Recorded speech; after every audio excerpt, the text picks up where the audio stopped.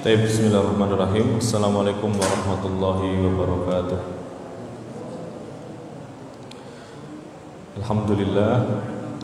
Alhamdulillahilladzi arsala rasulahu bil huda wa dinil haqq lidhhirahu 'alad dini kullihi wa kafa billahi shahida. Asyhadu an la ilaha illallah wa asyhadu anna Muhammadan abduhu wa rasuluh. Allahumma shalli ala Muhammad wa ala ali Muhammad. Amma ba'd. Bapak sekalian yang dirahmati Allah, alhamdulillah di malam hari ini berhubung di luar sedang untuk persiapan pelaksanaan wisuda DPG Muhammadiyah Aisyah Kota Pekalongan yang kedua. Jadi kita gunakan masjid untuk kajian pada maghrib setiap hari di Masjid Al-Ihsan. Insyaallah kita akan lanjutkan pembahasan adab-adab buang hajat yang kedua. Qala al-muallif rahimahullah wa nafa'ana bi ulumihi fid dharain. Wa anhu, dan darinya siapa? Dari Anas bin Malik. Anhu, dari Anas bin Malik radhiyallahu anhu, semoga Allah taala meridainya. Qala, dia berkata, kana Rasulullah sallallahu alaihi wasallam, adalah Rasulullah sallallahu alaihi wasallam itu idza dakhala al-khala, apabila masuk kamar mandi, masuk WC, qala, beliau berdoa, Allahumma inni a'udzubika minal khubuthi wal khaba'ith. Ya Allah, aku berlindung darimu, aku berlindung denganmu dari khubuth dan khaba'ith. Akhrajahu sab'ah. Hadis ini dikeluarkan oleh Imam 7. Siapa saja Imam 7 itu? Ada yang tahu? 1 Bukhari, 1 Muslim, kemudian ditambah 4 kitab Sunan, Sunan Abu Dawud, Sunan Nasai, Ibnu Majah, dan Tirmidzi. Satunya tambah siapa lagi? Kalau 7 tambah Imam Ahmad, ya. Jadi kalau disebutkan 2 itu pasti Bukhari, Muslim. Kalau 4 berarti Sunan Abu Dawud, Nasai, Tirmidzi, dan Ibnu Majah.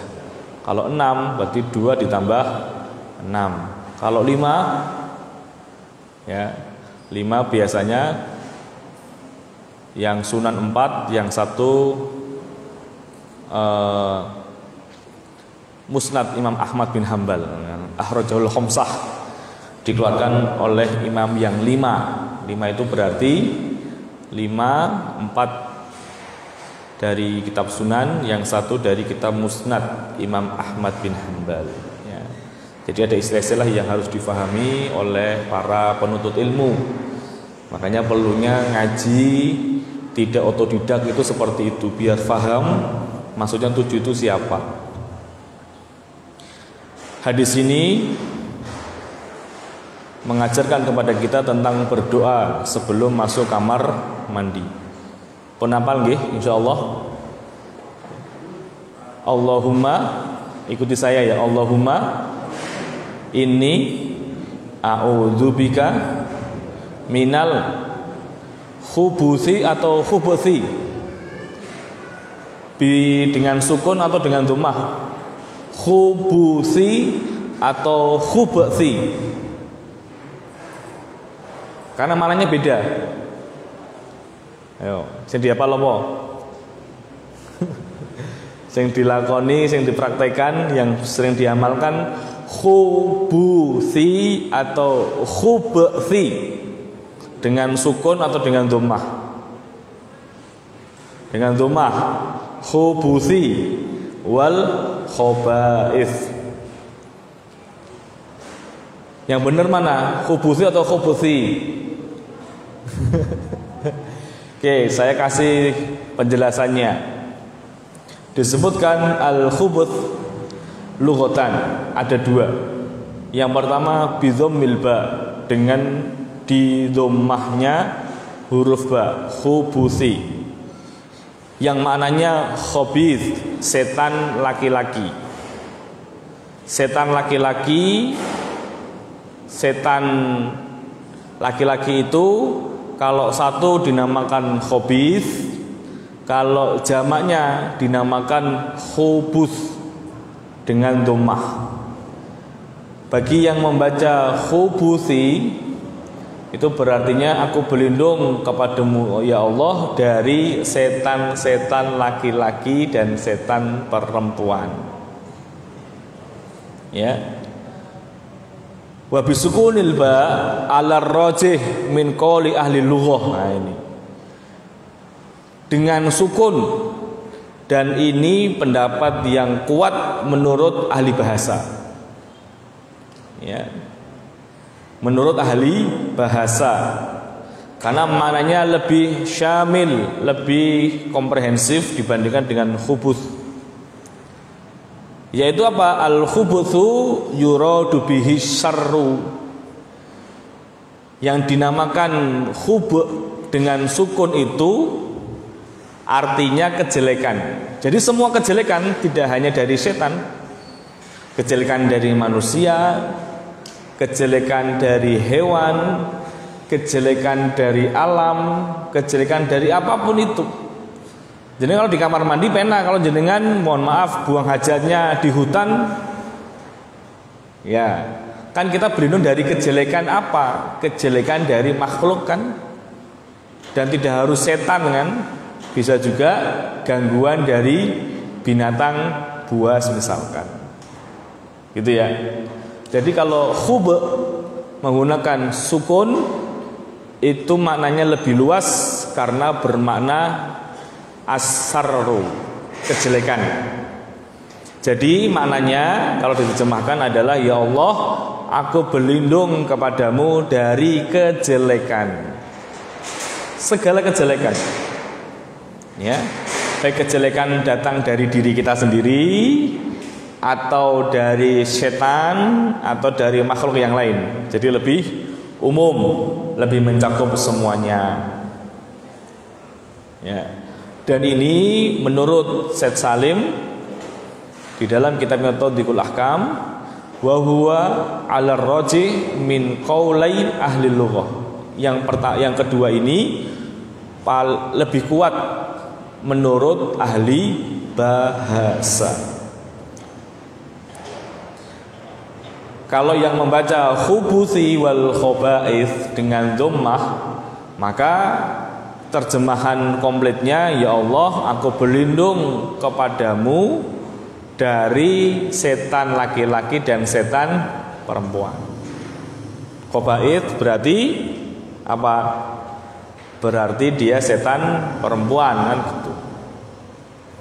Tapi kalau yang dengan dhammah, dengan sukun, minal khubuthi wal khaba'ith, itu jadi terjemahnya seperti ini, ya Allah, sesungguhnya aku berlindung kepadamu dari kejelekan dan pelaku yang membawa kejelekan. Jadi seperti itu cara terjemahnya, seperti itu. Ya. Jamu khabithah, ya ini ahlu syarri, ya, yaitu orang yang selalu memiliki kejelekan. Ya, jadi beda nanti maknanya. Antara satu dengan dhammah, yang satu dengan sukun. Ya. Jenengan yang hafal nama Pak, dengan sukun atau dengan dhammah? Nah, sukun ya. Ya dengan sukun dhammah. Lah monggo ya.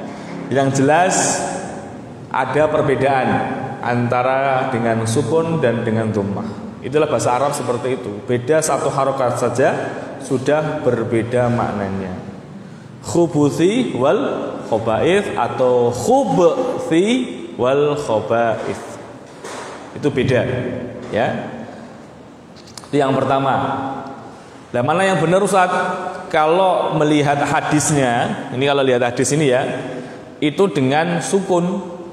Allahumma inni a'udzubika minal khubthi wal khaba'ith. Ya Allah, aku berlindung kepadamu dari kejelekan dan orang yang melakukan kejelekan atau kejelekan dan pelaku kejelekan. Nah, gitu ya. Jadi terjemahnya lebih luas. Tidak hanya setan saja, tetapi juga manusia juga kena, hewan-hewan juga kena, dan sebagainya. Oke, itu yang pertama.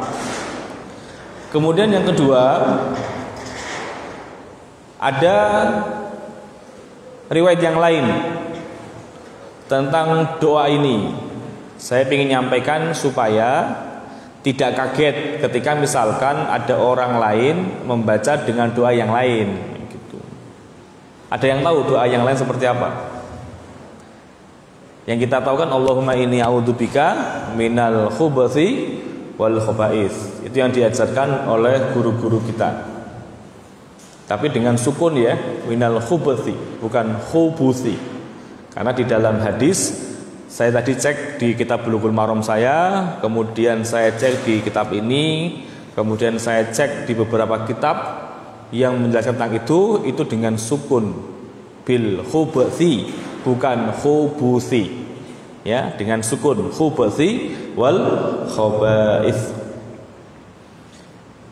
Ada riwayat yang lain. Riwayat itu disahihkan oleh para ulama, yaitu Allahumma. Kalau kita Allahumma inni a'udzubika. Kalau yang kedua bismillah. Ada bismillahnya. Bismillahi a'udzubillahi minal khubuthi wal khaba'ith. Itu yang kedua. Karena doa ini kan maksur ya.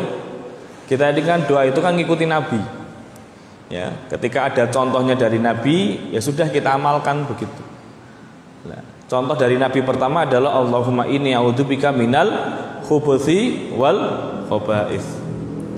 Yang kedua adalah bismillahi Allahumma inni a'udzubika minal khubuthi wal khaba'ith, ditambah bismillah, riwayat dari Imam Tirmidzi.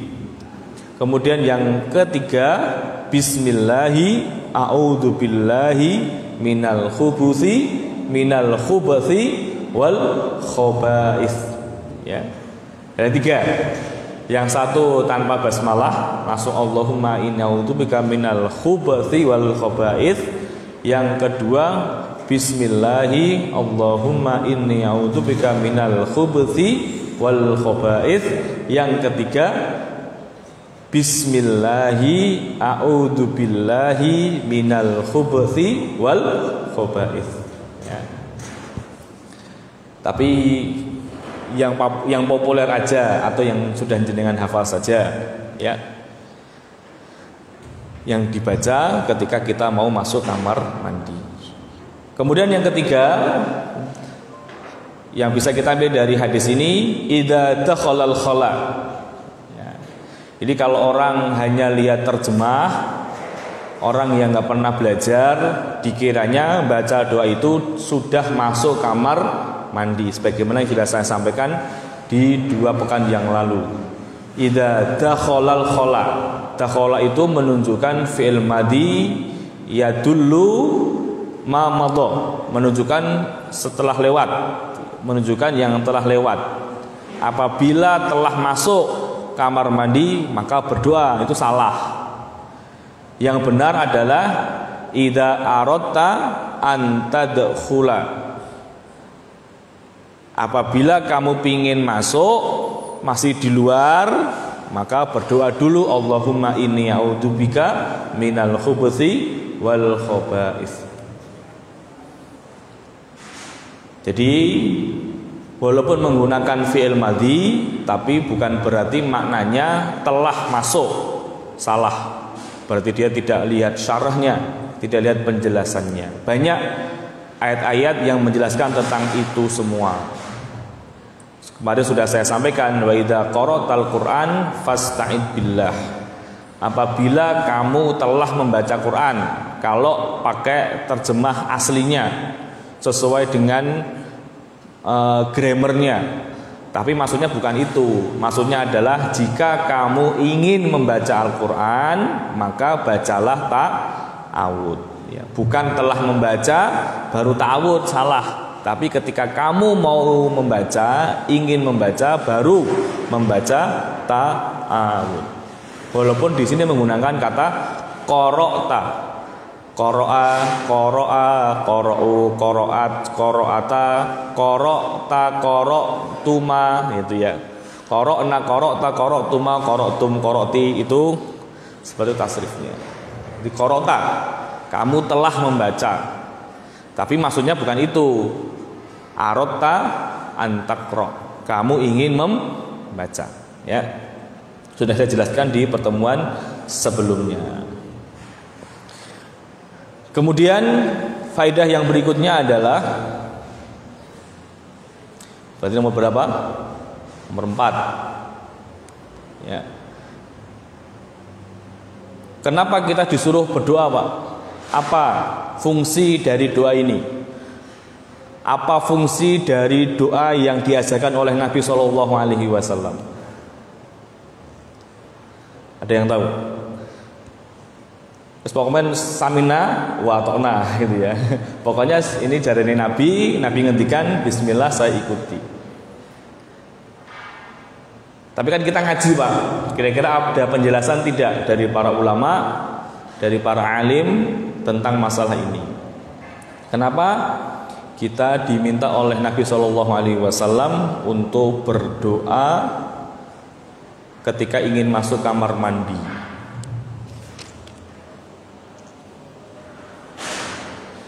Oke, disebutkan di dalam syarah bahwa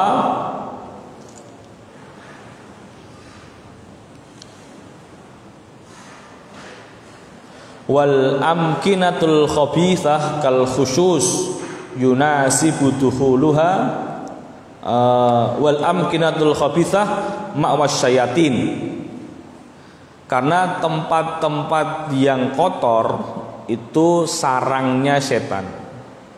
Ya. Jadi nyambung, bagi yang khubuthi memang ada penjelasannya, tapi secara nas dengan kata khubuthi, boleh khubuthi dan juga boleh khubuthi. Tapi kalau menurut ahli bahasa lebih mengambil khubuthi. Tapi walaupun dengan itu khubuthi juga diperkenankan. Kenapa? Karena nanti akan memberikan makna yang lain. Jadi ini satu kata dengan dua bacaan dan dua penjelasan. Dan itu biasa. Ketika kalau kita belajar bahasa Arab seperti itu biasa. Sudah pernah saya sampaikan ya, lamastum dengan panjang sama lamastum pendek, gara-gara perbedaan bacaan jadi dua fikih yang keluar di situ. Ini juga sama, khubuthi dengan penjelasannya, khubuthi juga dengan penjelasannya. Nah,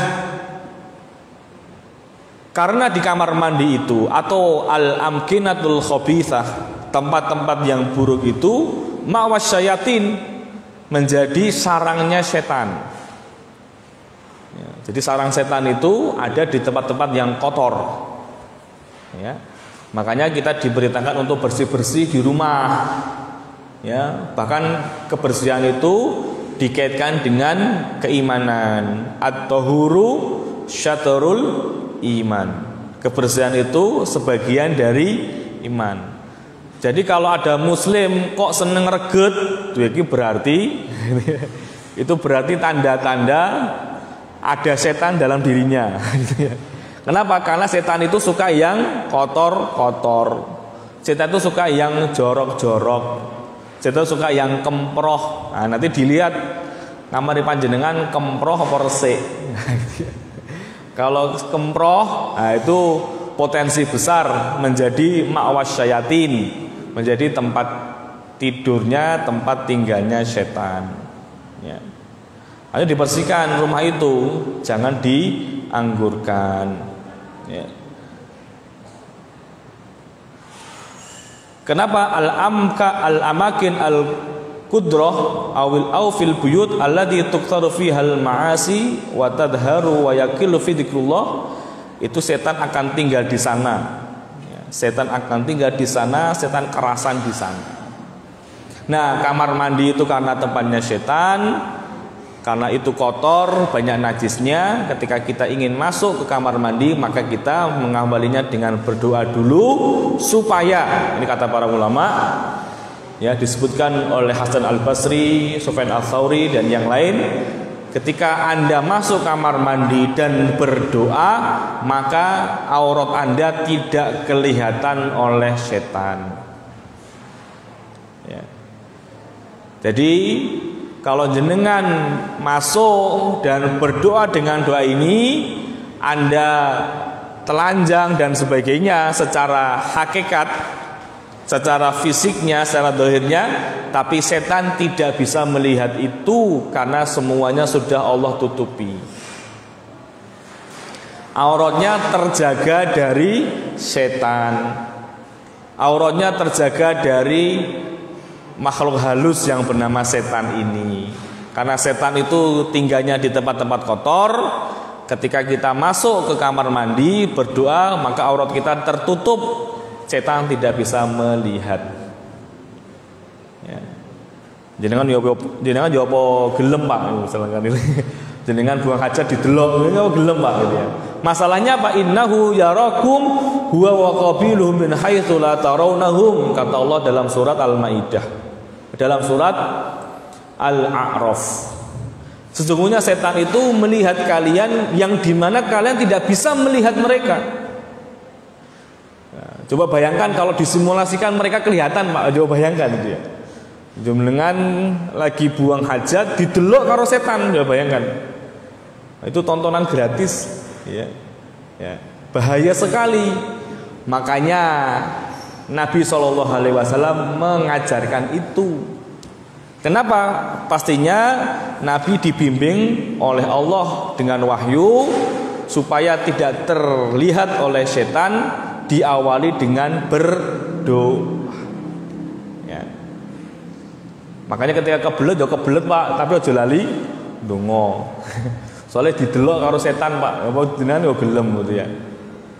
Makanya orang yang suka ngintip-ngintip berarti juga ya, al-qiyasnya setan kan suka yang nginjen-nginjen seperti itu nggih, ya, nginjen ngintip gitu ya. Maka orang yang suka nginjen ngintip itu berarti juga ada bibit-bibit setannya, ya. Ya. Nah, disebutkan di sini hadal isti'adah liyahsuna bihil muslimu nafsahu min muhawalati syayatin idauhu wa tanjisihi hatta la tasihu ibadatuhu. Famadaman Nabi sallallahu alaihi wasallam al-muayyid bi ismatillah yakhafu minasyarri wa ahli fal jadiru bina ay yakuna khaufana asyad, katanya di dalam syarahnya. Nabi mengajarkan isti'adzah ini, perlindungan kepada Allah ini, supaya kita terhindar dari tipu daya setan. Baik itu bisa mengganggu, kemudian atau memberikan was-was, atau yang paling tidak tadi melihat itu, melihat apa yang kita lakukan di kamar mandi. Maka Nabi SAW menganjurkan kepada kita, menekankan kepada kita untuk berlindung, meminta perlindungan kepada Allah dari keburukan mereka dan sekutunya, sekutu daripada setan. Kalau Nabi saja menganjurkan dan menguatkan itu, maka kita juga harus memperhatikan dengan baik supaya aurat kita tetap terjaga, aurat kita tidak diumbar. Ya, makanya orang muslim harus selalu menutup auratnya. Makanya dengan apa? Dengan doa tadi, supaya tidak terlihat oleh setan. Ya. Makanya kalau kamar mandi jangan lupa berdoa dulu. Ustadz, kalau saya sudah masuk kamar mandi, sudah copot-copot, belum lali ndonga, terus piye? Boleh enggak doa di kamar mandi? Boleh enggak? Boleh enggak, Pak? Boleh katanya. Ya. Ya, kalau di kamar mandi enggak boleh menyebut nama Allah kalau melalui lisan. Ya. Ya, kalau mau ya berarti dinggo meneh, metu meneh, ya, kalau gelem repot. Kalau mau repot, keluar lagi, doa lagi, Doa dulu baru kemudian masuk lagi. Itu kalau mau repot. Kalau nggak mau ya sudah. Ini jadi yang terakhir, jangan sampai terulang kembali. Jadi ketika sudah masuk ya sudah. Karena ini kan tidak wajib, hanya anjuran dan hasungan Nabi saja. Dalam masalah ini wah kita lupa. Nah, besok-besok jangan diulangi lagi. Ya, diajari, dilatih terus-menerus, istiqomahi hal-hal yang kecil seperti ini. Ya. Ini dikeluarkan oleh imam yang ke-7, imam 7 ya, sudah saya sebutkan tadi. Ya.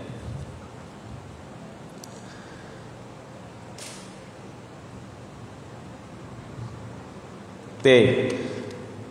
Itu hadis yang pertama, hadis tentang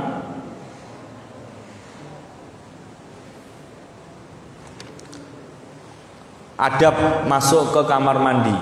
Jadi adab pertama dari menyambung hadis sebelumnya, kalau ada tubuh kita yang ada nama-nama Allah, kita bawa mushaf, ada cincin, kemudian ada baju yang ada Allahnya, dilepas dulu. Itu adabnya. Nah, kemudian ketika mau masuk kamar mandi harus membaca doa. Nah, itu adab yang kedua. Kalau kita urutkan dari awal kemarin ya, kan kemarin itu kan khotam, ada tulisannya itu. Lah ini menyambung dari yang lalu. Kalau khotam mungkin kita nggak ada gitu ya. Nggak tahu kalau di model seperti itu mungkin ada, saya kurang tahu. Tapi yang jelas biasanya kaos ada tulisan-tulisan seperti itu. Ya. Ustadz gimana kalau pakai logo Muhammadiyah Ustadz? Nah, biar ya. Logo Muhammadiyah ada tulisannya asyhadu alla ilaha illallah. Harus piye kuwi?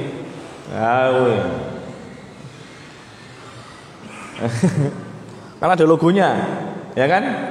Nah, dicopot itu, ya, dicopot, ya dicopot. Pecinya ya dicopot, yang ada logonya, karena ada nama Allah di situ. Dikeluarkan dulu.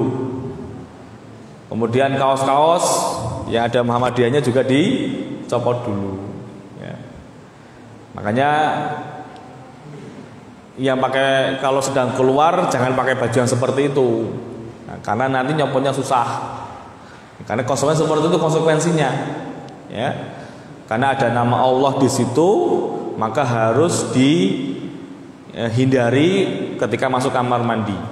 Wah, ada nama Allah di sini, ya sudah dicopot, ya, dicopot. Kemudian dengan berdoa. Oke. Dan ini dilafalkan ya, dilafalkan. Jadi qala Nabi berucap, bukan di hati. Qala itu diucap lesan, bilisan. Nabi berkata, Nabi berdoa dengan lesannya. Allahumma inni a'udzubika minal khubuthi wal khaba'ith. Jadi nggak bisa dibatin. Karena Nabi mencontohkannya adalah dengan diucap. Ya, makanya disebutkan hadisnya adalah qol, yaitu berkata. Apa itu berkata? Berkata itu adalah kata-kata yang keluar dari mulut, itu namanya perkataan. Sehingga ketika mau masuk kamar mandi ya dibaca Allahumma inna a'udzubika minal khubuthi wal khaba'ith. Ya. Jangan tak batin. Nah, batin Nabi aja kola kok mengatakan kok. Kan kola di dalam hati, nggak ada penjelasan seperti itu. Kalau kola ya sudah kita manai kola itu adalah dengan lesan beliau sallallahu alaihi wasallam. Oke, hadis yang kedua. Hadis masih dari Anas bin Malik, hadis yang ketiga. Kalau dari awal bab ada buang hajat.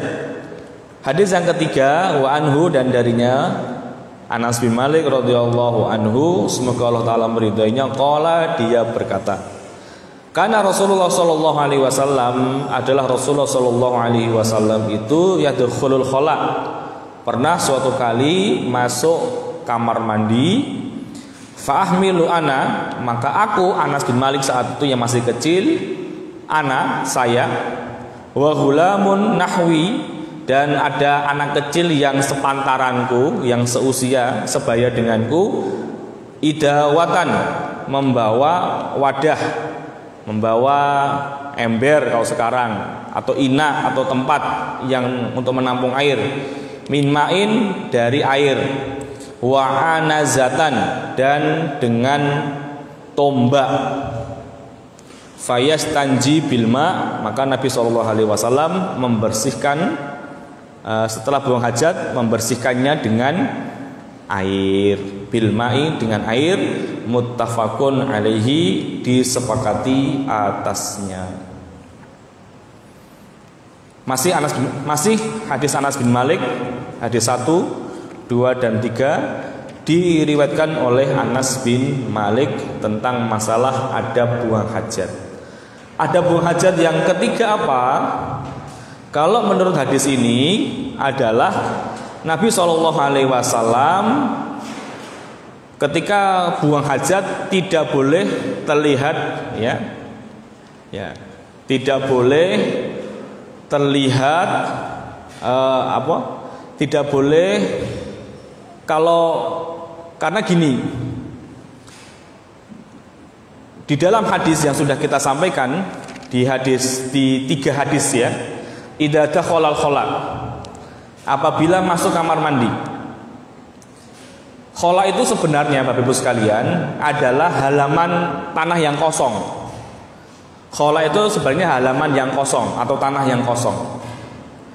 Kenapa tanah kosong dinamakan kamar mandi? Karena ya tadi, yang namanya kamar mandi zaman dulu sama zaman sekarang berbeda.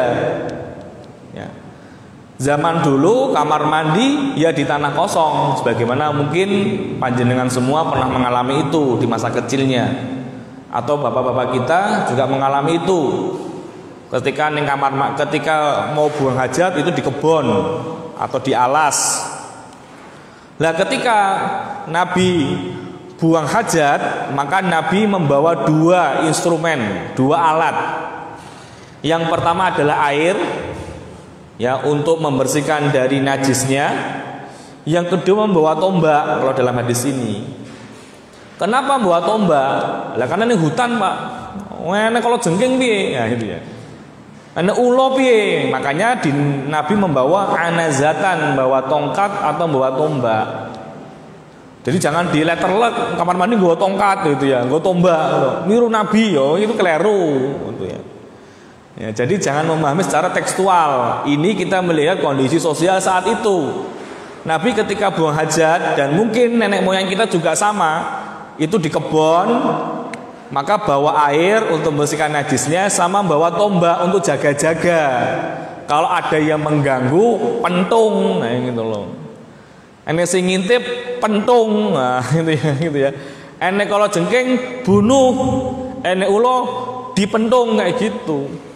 Lah, karena orang pemahaman tekstualis, akhirnya apa? Yang kamar mandi gua pentung kayak gitu ya. Ngomong Mas, gua pentung, ya pentung sopo gitu ya. Jadi nggak masuk akal kalau kayak gitu. Nah, mami tekstual. Ya. Tombak. Kamar ini gue tombak, meh ngopo gue gitu ya. Gue meh ngopo gitu ya. Meh mata ini sopo gitu ya. Malah bahaya gue tombak di kamar mandi gitu ya. Ya, perlu saya jelaskan dulu. Jadi ini dulu seperti itu. Jadi kalau kamar mandi, lah khola itu adalah sesuatu yang dibuat. Misalkan ini ya, mohon maaf ini ya, bukan, misalkan ini tanah yang kosong. Ketika saya menjadikan di sini buang hajat saya, ini namanya khola, gitu. Mungkin ada orang lain menjadikan kholanya di sana, itu ya khola. Tapi khola itu tempat untuk membuang hajat. Nah, nanti ketika di situ ada kotoran dan sebagainya, lah setan punya markas di situ. Makanya kita berlindung dari tempat-tempat yang kotor, karena tempat yang kotor itu adalah tempatnya setan. Ya. Kalau sekarang mesejnya sudah mungkin nggak seperti itu gitu ya, karena kita sudah satu pemahaman kamar mandi itu ya bangunan, ada pintunya, ada temboknya, wes clear. Ya. Jadi tidak ada yang bawa tombak, sudah nggak ada. Ya. Yang penting dibersihkan, yang penting najisnya dibersihkan. Ya. Nah, ini ya, jadi namanya dulu khola itu al-khola kan ada dua, al-hammam kamar mandi. Kalau al-khola itu aslinya adalah tanah yang kosong sebenarnya. Mananya antara yang kosong. Karena memang kondisi sosial saat itu kalau buang hajat di tanah yang kosong. Ya, tidak seperti kondisi kita saat ini. Nah, ketika itu Nabi SAW ingin masuk kamar mandi, ingin masuk khola, maka Nabi ada seorang sahabat yang bernama Anas dan kawannya membawakan air untuk Nabi. Lah air itu untuk membersihkan najis yang menempel pada anggota tubuh kita. Ya. Maka adab yang ketiga adalah pastikan kamar mandinya ada airnya kalau bisa, Pak. Karena biasanya kalau kita di kamar mandi hotel bintang pitu atau bintang 5 rene banyune, Pak, kadang-kadang hanya tisu tok. Ya. Kalau mohon maaf, kalau mungkin BAK masih mending, Pak. Tapi kalau BAB ya apa resik? Dengan resik nggak kira-kira? Dengan tisu, Pak, kan nggak bersih.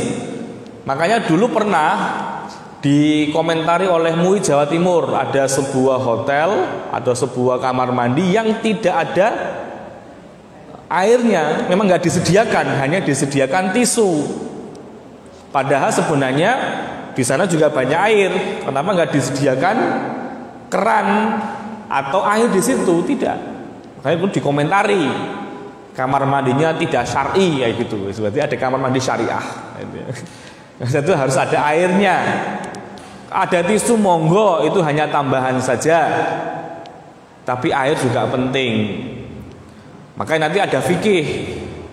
Lebih utama mana membersihkan najis itu dengan air atau dengan batu atau tisu. Tisu itu berarti kiasan dari batu, alat yang lain selain air. Kira-kira lebih utama mana? Nanti ada penjelasannya, ya. Tapi yang jelas yang terbaik adalah dua-duanya dipakai. Al-jam'u bainahuma.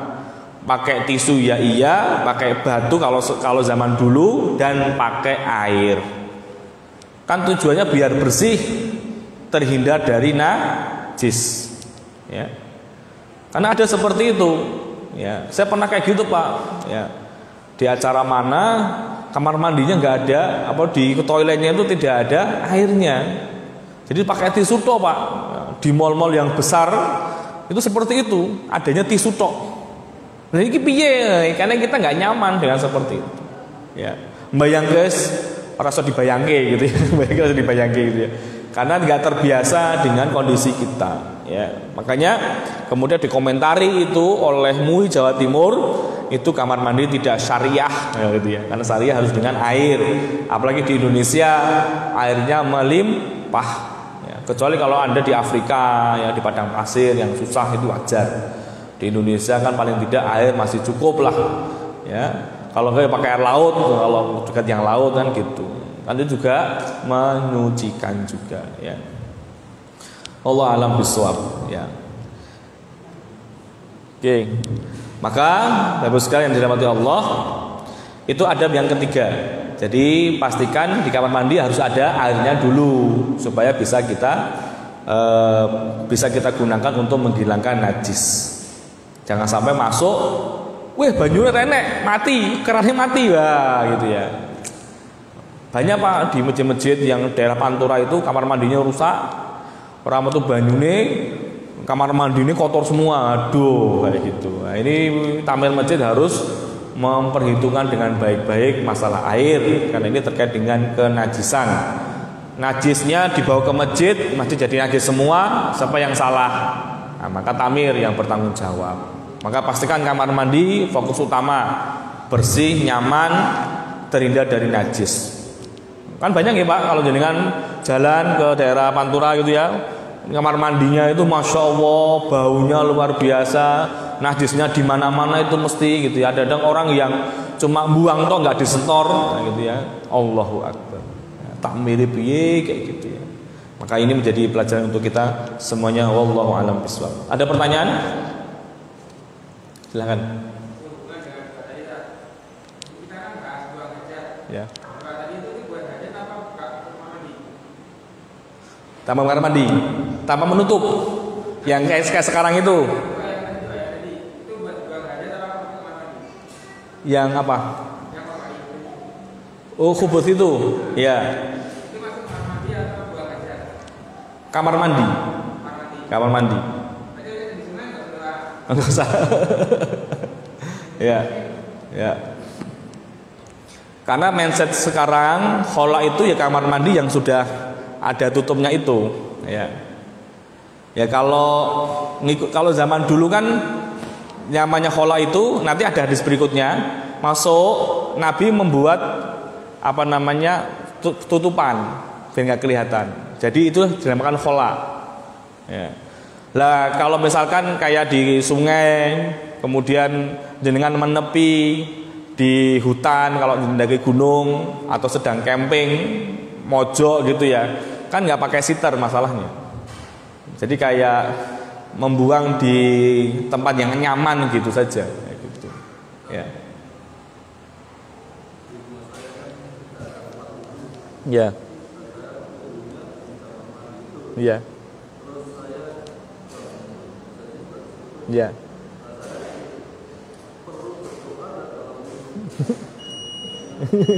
Ya, kalau wudhu di kamar mandi, ya, kalau wudhunya di kamar mandi gitu ya, itu niatnya di dalam hati, tidak dilafalkan. Ya, karena tidak boleh menyebut nama Allah di kamar mandi. Ya. Maka saya juga sama, Pak. Ada dua kamar mandi di rumah saya, satu bisa buat wudhu, yang satu tidak. Kalau saya wudhu di situ ya saya nggak dalam hati saja. Tapi nggak diucapkan.